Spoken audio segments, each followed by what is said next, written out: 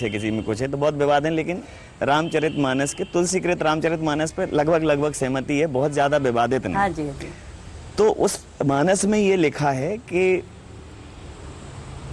मारग सोए जोय मोय मन भावा और पंडित सोए जोय गाल बजावा। कलयुग का वो उत्तरकांड में वर्णन कर रहे हैं। ऐसे पूछा कि कलयुग जब आएगा तो उस समय उन्होंने कहा भी है कि बहुदाम सवारें धाम जति विषया हरलीन रही बिरती।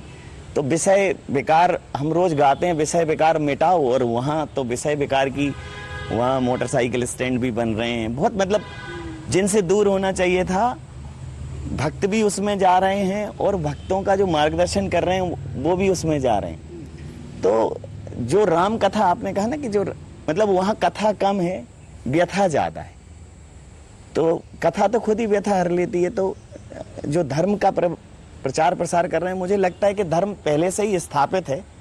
जैसे हवा है, एक कूलर उसको थोड़ा ठंडा करके दे देता है, तो हवा आपको बनाने की जरूरत नहीं है। धर्म है, धर्म बनाने की जरूरत नहीं है। धर्म को बस प्रचारित प्रसारित और स्थापित करने की जरूरत है। उसमें कुछ अपना फ्लेयर ऐड करने की जरूरत नहीं है, जैसा जितना मैं समझ पाया हूँ।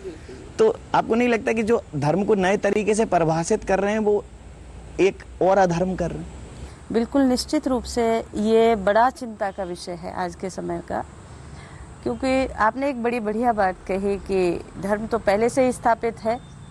हाँ, उस धर्म को सरलतम रूप से लोगों को समझाना, बस उस धर्म से भयभीत नहीं करना है। परमात्मा कोई विकराल वस्तु नहीं है जिससे व्यक्ति भयभीत हो। भयभीत अपने कर्मों से होना है उससे। ठीक। अगर हमारा सनातन कहता है कि अपने गलत कर्मों से भय करो, परमात्मा से भयभीत होने की आवश्यकता नहीं, क्योंकि जैसा करोगे वैसा आपको भोगना है।